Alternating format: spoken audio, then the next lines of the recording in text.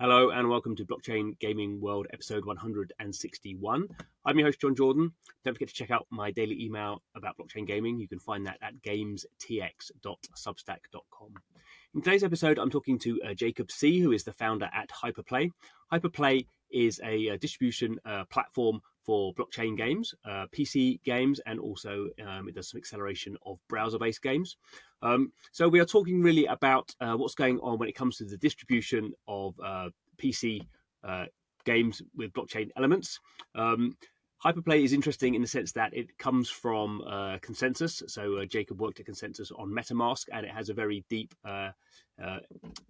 integration of MetaMask within the HyperPlay sort of a system, the ecosystem. So that's giving you a native experience of blockchain games using MetaMask. It also has a few interesting features. It allows you to log into Epic Game Store or GOG, and so you can access your game libraries from those platforms as well within the sort of HyperPlay as a sort of a sort of interface. You could look at it that way. So we're really talking about the distribution of blockchain games and some of the challenges. Also try and talk about what are the main features of distribution platforms, which is not necessarily just about distributing games. There's some other interesting things in there as well. So I hope you enjoy the show. Don't forget to subscribe. Every week we are putting out new podcasts. I've got April pretty much booked up already, so there's some really good ones for that. So it's going well from that point of view. Don't miss out. Do subscribe, and see you next week. So welcome to the show. Very pleased that I have Jacob from HyperPlay on today's episode. How's it going, Jacob? Thank you so much for having me, John. I'm very delighted to be here. Good. So today we are talking all things specifically HyperPlay, and generally I'd like to talk a bit about distribution of blockchain games as well. But before we get onto those good things, let's find out a bit more about Jacob. So could you give us a bit of a history into how you got into blockchain and ended up at HyperPlay? Yeah, a many faceted journey, like many people. So I was an old school Bitcoiner. I got into it in the very, very early days, more as an ideological thing and a protest against the financial crisis of the time. But at the time, it was really something I was sort of just fascinated with and a weird hobby on the side. And in 2015 and 2016, I saw some of the early Ethereum white paper and early dApps being built, like the DAO, which didn't turn out so well. But the idea of building decentralized applications to me was something that was really similar to the early internet that I grew up with. Like I grew up with BitTorrent, and I was in like the scene of like modifying and creating homebrew for Xboxes, and like the internet was supposed to be weird. It was supposed to be this place for like weirdo hackers like me, and then I realized that we were getting an internet that was just 5 companies that run our lives, and I wanted an internet that was more decentralized and empowering, and that had more ethical business models. And so I just became obsessed with Ethereum. I joined Consensus in 2018, and then I had a Web2 real estate company that I was a part of, and did an acquisition by Berkshire Hathaway in 2017, and then as quickly as I could came and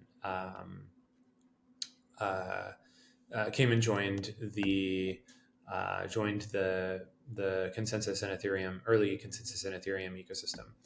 I worked on some early grant funding DAOs, and then I served as lead of operations for MetaMask, which is the largest wallet and main way that people interact with decentralized applications. I wanted to improve the user experience around Web3 and do so in a way that really leveraged the value propositions of Web3 itself.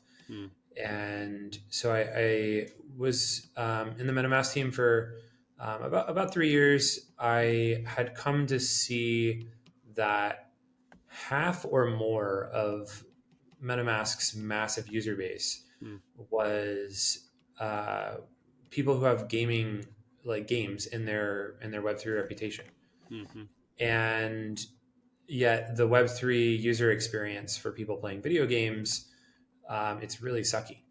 And I had I had seen though that like a lot of these users, they were starting with games and they were coming from really diverse countries around the world, Mm-hmm. but commonly countries that are locked out of the legacy financial system.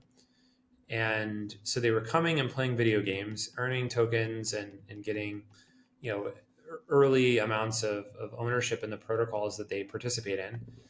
And then they were taking that and going into decentralized finance, and they were getting access to this entire world of other decentralized um, protocols Yeah. and leapfrogging the traditional financial system and becoming owners of the financial system themselves. And that to me was a really profound moment to Mm. realize that. And so I had thought a bit about building a gaming product inside of Consensus, and I pitched it to people, but it was a little bit outside of the wheelhouse of what Consensus has done historically. And Mm. so instead, we built HyperPlay in deep partnership with MetaMask, and they are MetaMask and Consensus are owners in HyperPlay. Okay. But we went and built this Web3 game store and a new distribution platform for games that's focused on solving the user experience Mm. problems around gaming Mm-hmm. for Web3. Okay. And my view is also that a lot of those problems stem from the legacy Web2 platforms, Mm. because like the reality is game developers are spending more time trying to comply with bizarro policies from these monopoly stores than Mm. they are building great games. Okay. And we can get into that more later, but Yeah. I felt like Web3 native experiences need Web3 native um, distribution. Yep. And so we set out to build things in a really different way. Our app um, is it's an aggregator of multiple game stores. So Mm. we have our store, which is the Epic Game Store. We have our store, which is the HyperPlay store. We also Yeah. aggregate the Epic Game Store, Mm. and we aggregate GOG, and we have some other major gaming stores coming soon. Okay. And so the entire library of all of those game Mm. stores you can play inside of HyperPlay, we pass your wallet into the game using an Mm. overlay, which is really similar to how Steam will overlay chat windows or notifications, Mm. achievements on top of games. And we do that as well. But the thing we do is we allow the user to take their wallet, their reputation, their assets into all these games and interoperably carry that wallet between every game that the player plays, and to transact permissionlessly for the game developer to be able to build their game in a way that is the way they want to build it, and to still have access to great distribution. And by giving them multiple game distribution channels, we're creating a scenario where uh, the game developer can choose one to many different game distribution channels without a fear of being deplatformed by Okay. this Yeah. or that channel. Mm. So we're creating a competitive market that moves the economics of gaming away from these monopolistic platforms like Steam, Apple, Google Play, Mm. and instead moves the power to the game developer and the player, and creates business models where those two communities are aligned. Cool. So plenty to unpick there. Always good to see old school Bitcoiners adopting Ethereum, which we know that they didn't quite haven't quite made the jump yet, but good you were saying. And just maybe to clarify, I mean, you sort of pointed out, Consensus was very much I mean, you would know more than me clearly, but Consensus is very much a Ethereum sort of focused organization that did sort of a lot of early research into sort of building infrastructure around sort of Ethereum and sort of deep infrastructure. And obviously, I guess MetaMask is probably one of the more consumer focused sort of things that came out of Consensus. And I guess we'll talk a little bit that MetaMask is a very sort of key element of what you're doing at HyperPlay. One thing you didn't sort of mention, and I'd like to sort of pick out a little bit, is personally, were you very much a gamer, or was sort of just Yes. everyone's sort of a gamer now? So can you So talk I a am little a bit about that? lifelong gamer. Okay, yeah, I can also, so I'm mainly a JRPG gamer. yeah, I play probably an unhealthy amount of JRPGs. I did grow up playing, like, I would say, like, the two games that were really formative on me. Mm, Um, More commonly known, Final Fantasy VII, yeah. but the other one that really profoundly impacted me as a kid was a game called Suikoden 2. Oh yeah. Yeah. The Suikoden games were, like, for anyone that doesn't know, these are like Game of Thrones mixed with Pokemon, mixed with like Risk and chess, Mm, and um, so it has like the adventuring of Final Fantasy VII and the party battles, but it has like 108 recruitable characters per game, and they did these things where your game reputation in one game was portable to the next game. They would read the save file from okay. the previous game, Hmm. and your decisions would persist across the five different games that were in the mainline series, and that you would unlock additional content for having historical save files, um, and it just had this richness of game worlds, and um, the game both in a lot of ways mirrors what's possible with Web3 in an early way. And Mm, so I think that probably gave me some inspiration around imagining what Web3 games could be. But also the game was profound, like, in its story and its impact on me as a person. Like, it makes you want to be a hero and to do good for humanity. And mm, it depicts the grayness of the world we live in, where everything isn't binary. Like, there's really difficult decisions that we make, and things that we do for the people that we love. And mm. it was really deep. And 12-year-old me came out of playing that game wanting to change the world. And yeah. Mm-hmm. No, I think, I mean, not playing that one, but I think it was definitely a sweet spot for the sort of, for those sort of Japanese RPGs where the very early Final Fantasies that I played were sort of a little bit sort of not quite developed enough, but then Seven clearly was one where the graphics didn't overwhelm it. So the graphics was, you had to sort of create it in your own mind because it was just blocky little graphics, but the story was really, it was, it taken a step forward, and maybe it wasn't quite War and Yeah. Peace, but there was definitely deeper philosophical things going on there in that sort of era. So cool, good. So when you're sort of sitting there thinking about doing something sort of gaming, lots of things you could do in gaming with sort of infrastructure hat on. Why why was sort of games distribution something that ended up being what you wanted to base a new company around? Because I mean, it hadn't happened at the time, but clearly sort of now we have sort of Epic Game Store, which is at least allowing blockchain games, and there's sort of quite a lot of, they're not really distribution platforms, but there's quite a lot of discovery sort of platforms, quite a lot of guilds turned into sort of if you want to play blockchain games, will sort of point you in the right direction. So to me, sort of on the outside looking in, it didn't seem like a sort of primary sort of need for the industry, but clearly you think it is because you've set up a company doing it. So can you sort of Yeah. talk us through some of that thinking? Yeah. So, I mean, there's a few challenges with the Mm, legacy platform. So, yeah. if we start from the main monopolistic players, that people would normally think of, like Steam, Apple, Mm, Google, um, you know, they make. I mean, actually, my understanding is at this point, the majority of their revenue actually comes from Apple App Store transactions, and the those transactions, they have to route through their Web2 payment rails. They don't mm, have a way to take a portion of a smart contract interaction. mm, And so the logical conclusion of Web3 is these permissionless smart contract interactions where the player can take their wallet, they yeah. can interact with a smart contract. The rules of the payment and the rules of what's going to happen in that interaction are defined in the smart contract. And there is not a technical way for those legacy Web2 platforms to extract fees. Mm, And so you have some examples where people like Google are, they're trying to say, like, well, it's allowed in Google Play as long as you have the user pay using fiat, mm, and then you basically overcharge the user yeah. 30% above what the transaction is, and you're bundling this huge additional fee and passing it on to the consumer. And then afterwards, after you buy that asset, is the user allowed to continue transacting with that asset and do things in Web3? Like, it's the most very bare minimum cynical version Mm. of what's possible in Web3. And people fought a war to get Google to that point. And Google still views it with a tremendous amount of cynicism. And so, I think that the level of disruption that Web3 represents for these distribution platforms has been underestimated.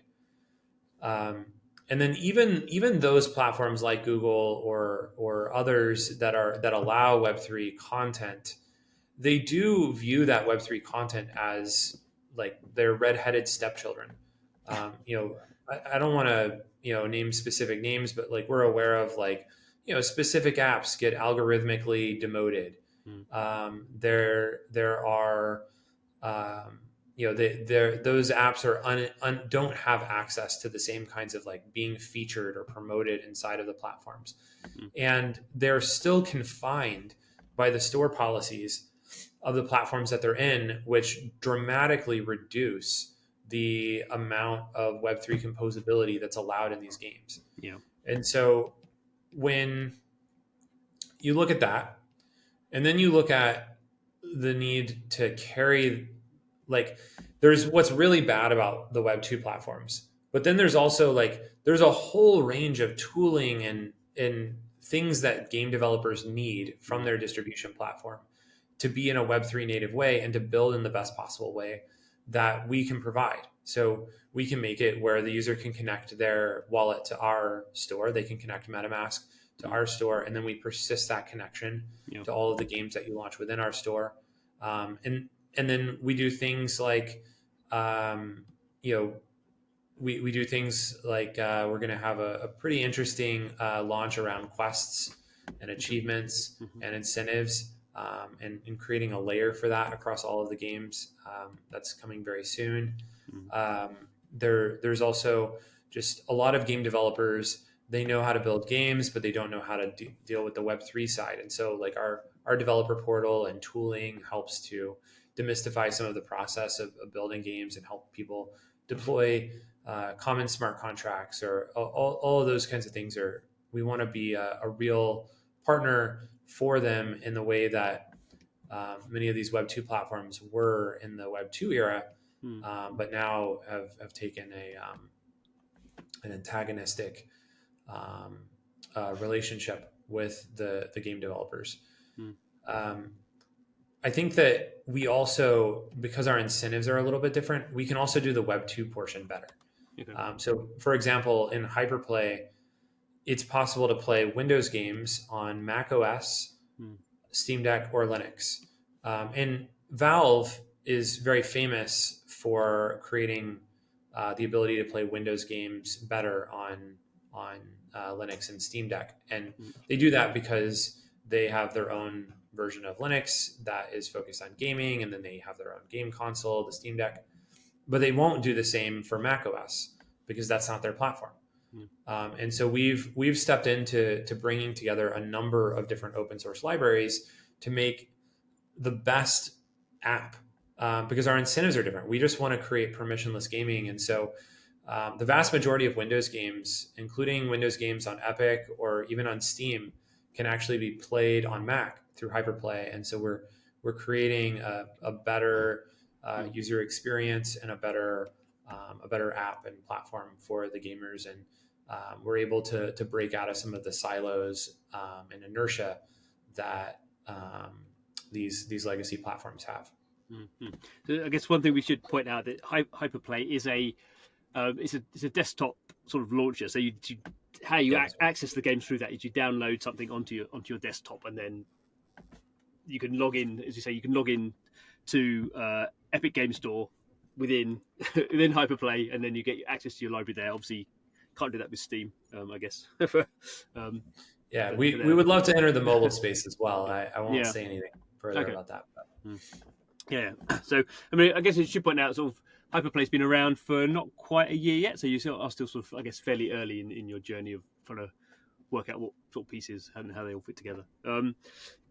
But I guess one of the sort of issues that not just nothing to do with Web3 really is, but one of the sort of general issues people are having, certainly with Steam, is that it's very hard to get people, certainly for sort of PC game players, they have their entire library in Steam. So unless Steam becomes entirely broken, they just basically, when they think about playing PC games, that's sort of where they go. That's where their sort of whole history is, and so it's not necessarily to do with the distribution per se of a sort of an executable. It's more to do with the sort of the platform and how people's psychology works, and obviously there's sort of social layers in there as well, and wish lists and all that sort of So it's not just distribution; it's the whole panoply of that. And obviously, Steam's been whatever 20 years.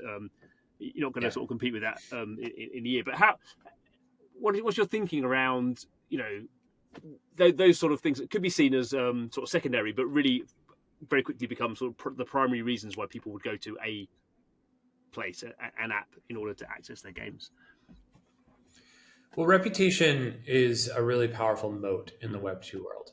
Yeah. You build up this reputation, you don't own it, the platform owns it. Mm-hmm. And they use that reputation to trap you, and to extract more and more value through you, through these 30% transaction fees.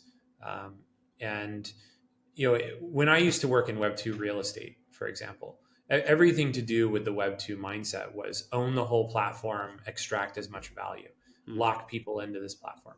And that's how they think. And that's what you're trained to think. And if you don't think that as a product manager, then you've lost your mind. Web 3 is different.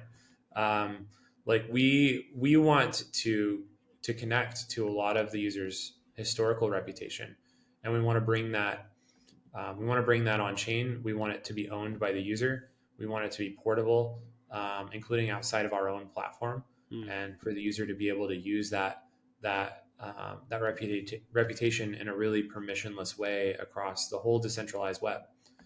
We want your assets to live in your wallet, and you can use that wallet inside of HyperPlay, but you can take that wallet to Chrome, and you can go to OpenSea, or you can go to any of the huge diversity of hundreds of thousands of decentralized applications, and use those same assets that originated from games you played in HyperPlay across them. We also are really excited about games that share assets.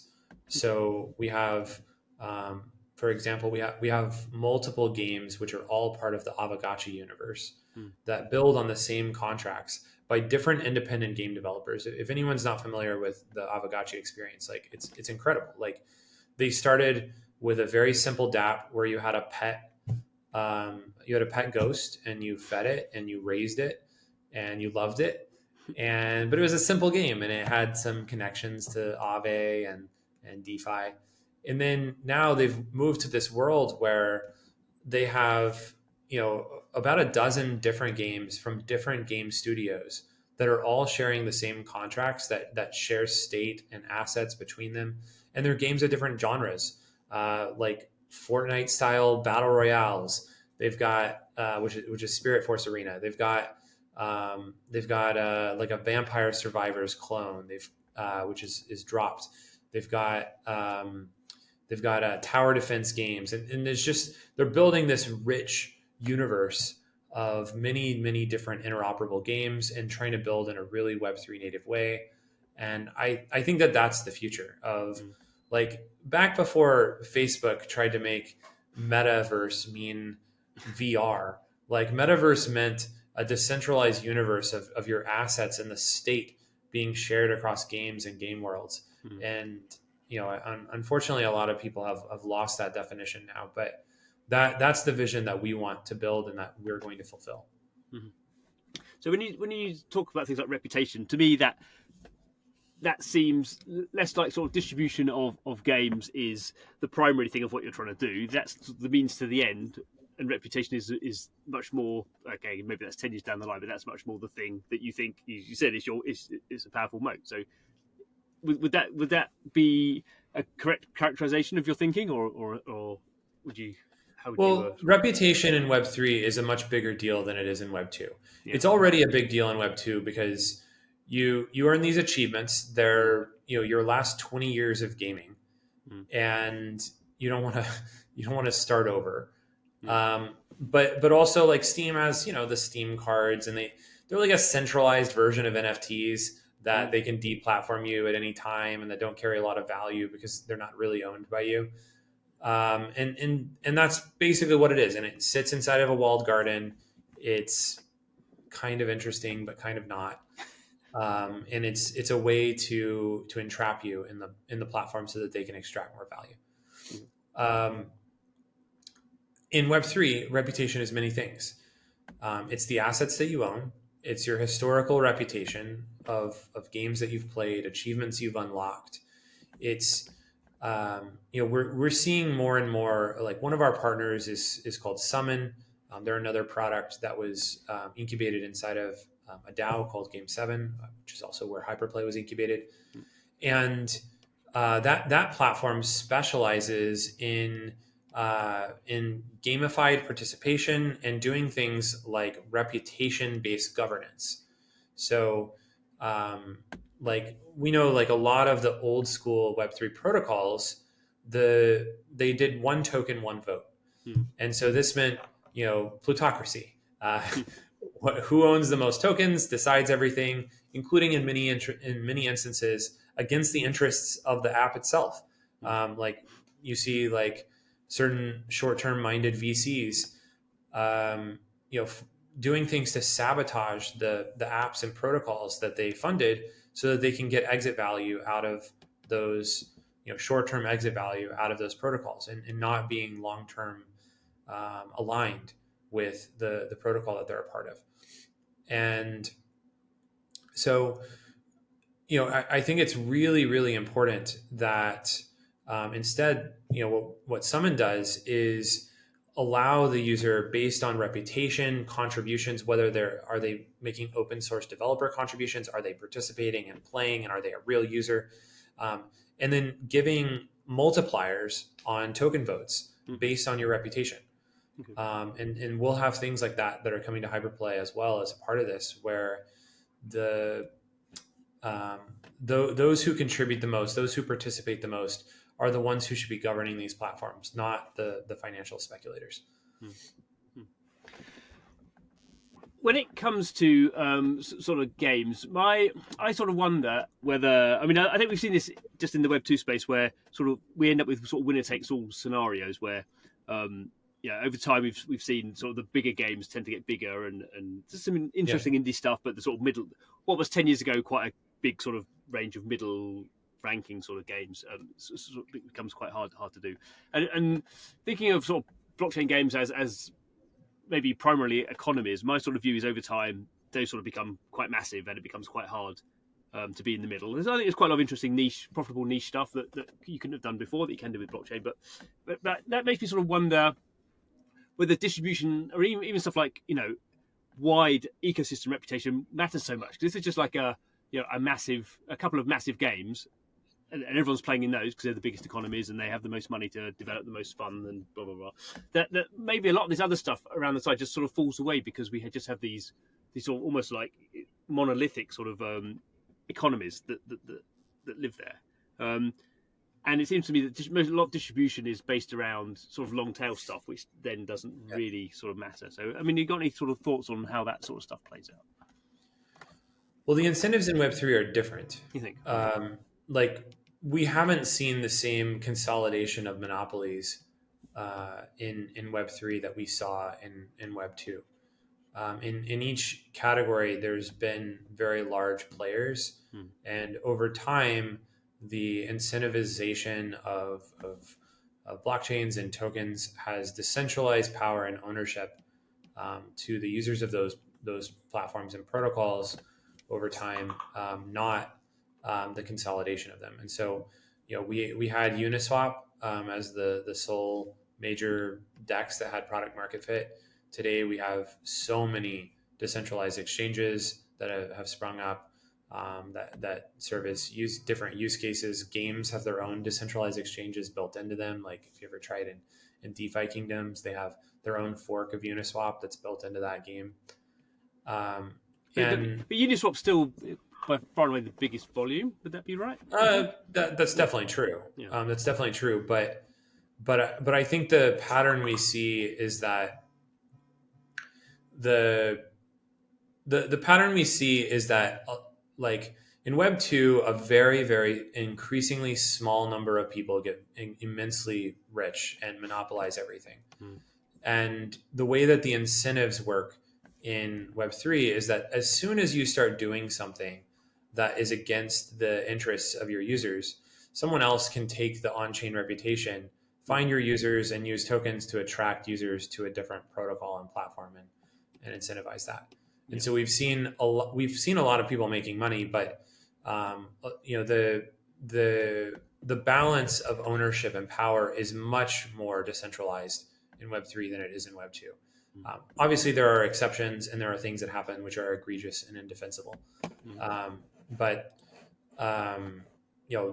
the arc of where this is going tends to be towards the internet itself. Like I believe Web3 is it's the economic system of the internet being manifest. It's we had the early internet was the ideas, it was the information layer of the internet, but now we have the native economy of the internet, and that is manifesting itself in a lot of different really powerful and interesting ways.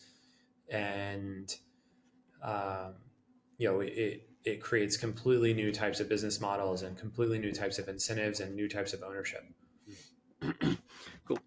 So you said sort of fairly early stages in the first year, but I don't know how much sort of feedback you sort of had at the moment. I just had a quick look at your Twitter, and I noticed a few games that I'm playing. You're partnering up with so Cosmic Battle, Pirate Nations, Mighty Action Heroes. So you've got some good quality sort of games on there. I guess distribution platforms have no problem sort of getting people to distribute through them. But how are you sort of finding it? Because I guess you're sort of like the typical sort of two-sided market, aren't you? So you have to get developers sort of interested in sort of working with you, and because you want all those sort of community stuff, and equally, if you don't, you need players to actually or users. Yeah. So you need some both of them at the same time, which is quite hard to organize. So how are you finding that process?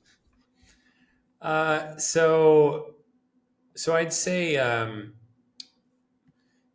so it's by the way, just in terms of games. So it's no secret. I'm a avid Pirate Nation player, and okay, cool.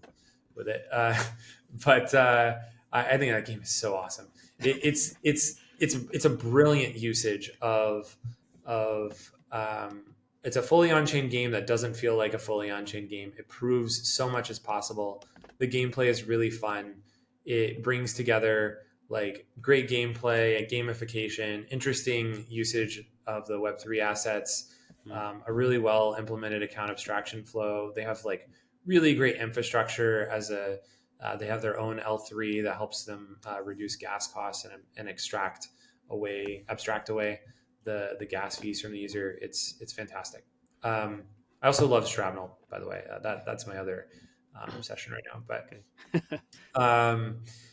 which is an extraction shooter for anyone that doesn't know, high stakes FPS. It's like the next generation of FPS. Do you just find it? I just get shot all the time. I find it a very disheartening experience.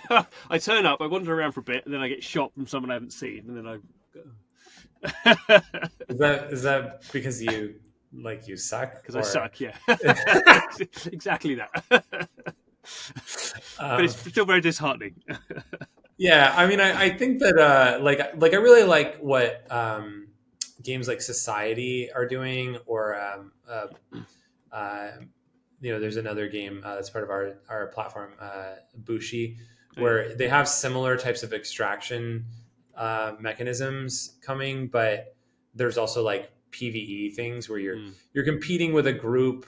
It's maybe a little bit, for those of us who aren't the most extreme hardcore gamers and don't want to get shot and lose their items all the time.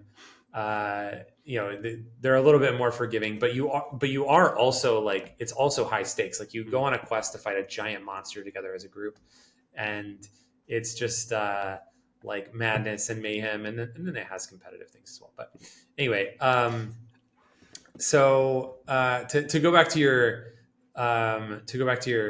question about Sorry, restate. You said So I guess the cold start problem where you have a yeah, yeah. platform How does where the you need flywheel? Yeah, games and users both at the same time, please. yeah. So we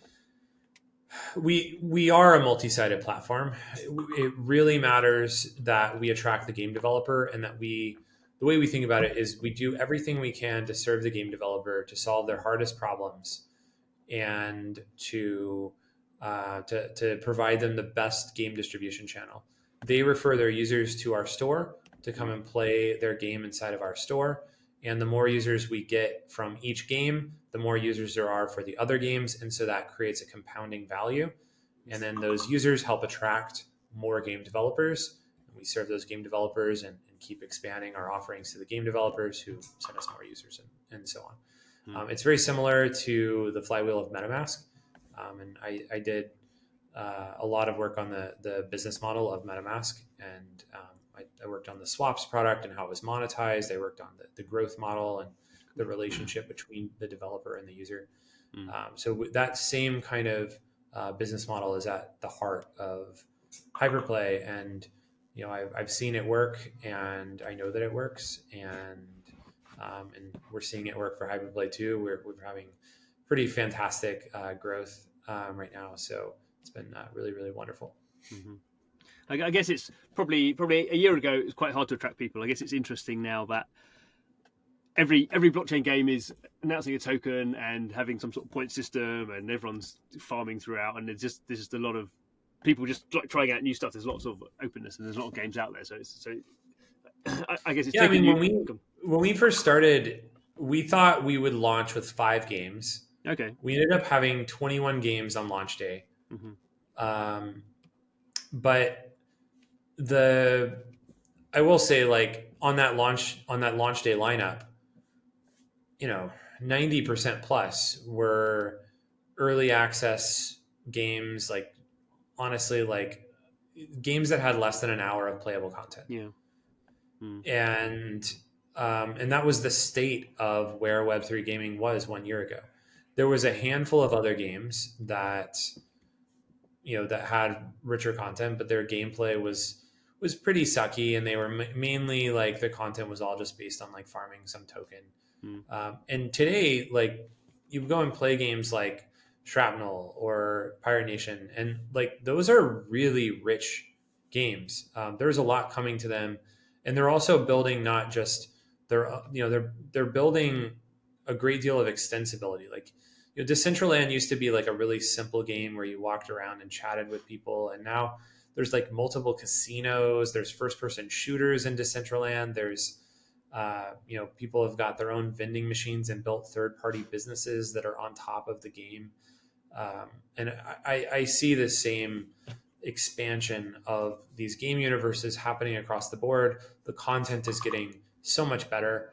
And the better that the content gets, the easier it becomes for us to get users. Mm-hmm. Coming to the end, sort of wrapping up. I wonder sort of what you can tell us about what as much as you can tell us at the moment, I suppose, about sort of plans for the rest of the year and what stuff we should be looking out for. Well, we have many launches that are coming up. Actually, so many launches that our PR company told us we need to launch them slower than we are technically capable, so that people can digest each of them. So we'll do. We're going to announce a new investment from a major player in the ecosystem. Depending on the air date of this video, it may have already been announced. So we've got that coming.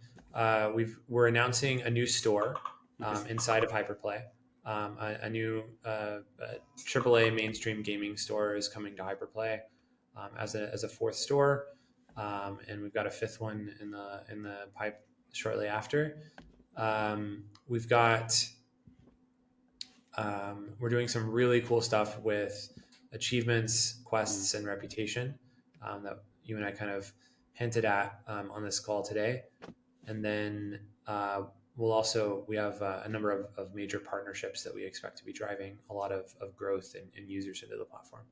I'm sorry, those are all each individually vague, but we'll have special announcements for each. Yeah.